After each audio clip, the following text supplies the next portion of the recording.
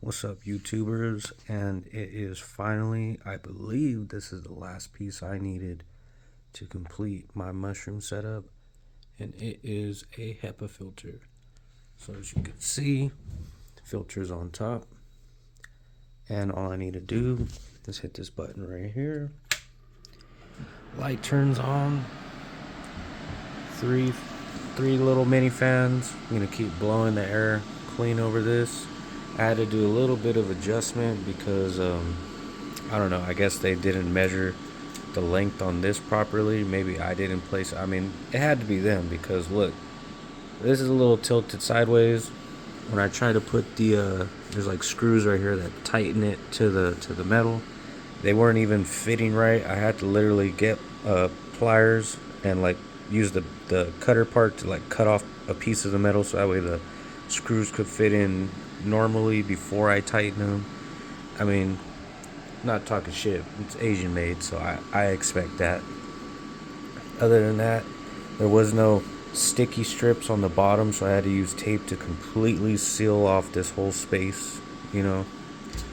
But as long as it works, and it's gonna be working.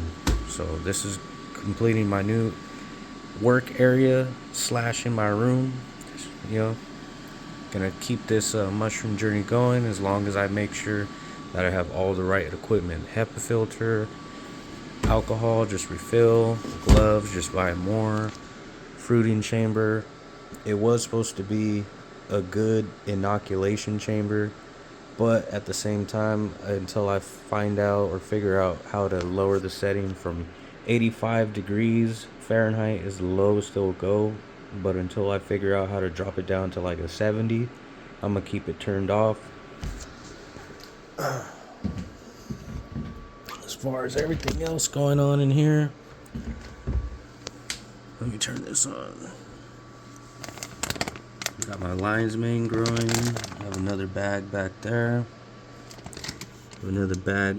This one I did on 11/22. These ones I did on 11/21. As you can see, they're already starting to spread through the substrate. So who knows how long it's going to be before they take over this, because I added a lot of grain spawn. So as for these two up here, I have Cordyceps militaris, but look, as you can see, this one's starting to go bad too, so I'm gonna have to throw this one out. But before that, man, it was doing fucking damn good, spreading all over this until I noticed those. Now that I got that other, nah, look, there's some that's too close. I don't even want to risk it and just like go up in there. So I got some medical grade scalpels in, so I could, you know, sanitize those, cut pieces out. But I'm not really trying to do that if I have more liquid culture, and I got more of these coming in the mail for the agar plates, so I'd rather just do it over again. But look at this over here. This is the reishi mushroom. This one is fucking beautiful. Look at that. No nasty mold spots. Everything's completely white. It's exactly how it should be. So this one is doing really great. This was inoculated on 11/17, and this one was in the still air box. I mean the inoculation chamber while it was at 85 degrees. So maybe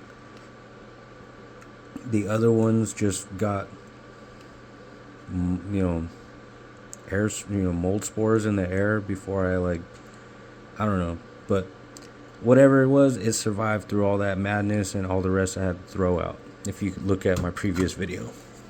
But now that I got this, it's gonna help out a lot, clean up my room a little bit, and it's good that it has these floors, so that way I could hit it with the you know, Swiffer duster, get all the mold and dust off the floor in a little bit. Easy space to clean with my alcohol and a few paper towels.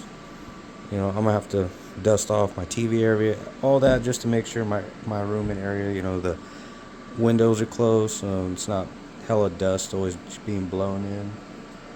But other than that, I did have all these mason jars come in because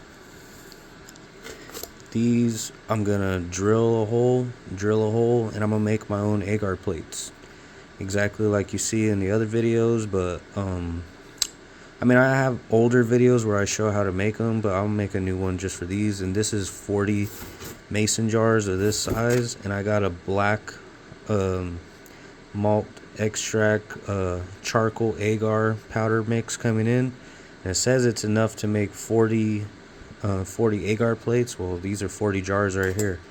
So once I got that in, I got reishi mushroom, cordyceps, and lion's mane liquid culture. I'm gonna put all these to use. I'm gonna move my grow bags into the closet and make a shelf in there for them, and then I'm gonna keep this all over here for my agar plates. So everything's coming into order, and yeah, getting my business booming regardless of the little downfalls. Hey, you're never stopping me. I'm gonna keep moving forward, and I'm gonna make sure I keep getting it wrong until I finally get it right. You know what I'm saying? And then once you get it right, you already know what not to do from all your failures. So as long as I keep pushing forward and not look back, or at least look back at what I did wrong and then correct it, then everything's gonna be all right. I'd rather use these and then use injection ports and like keep making liquid culture, because that's the only way in my mind that I'm gonna be able to keep everything fully sanitized, you know, without having to open this and possibly get mold spores in there. I could just make an injection port with the breather hole and just squirt it in. That way nothing gets tampered with, no mold spores get put in, other than the other agar plates where I had to lift the lid and then squirt it in, and then possibly some bad air with spores got blown in there. But regardless, taking the steps to make sure I do everything cleanly and the right way. Other than that, stay tuned. What's this? I don't know what that is, but whatever, I'll put it to use. Until then, I finally got all my setup. It's time to clean up the work area and get this process going.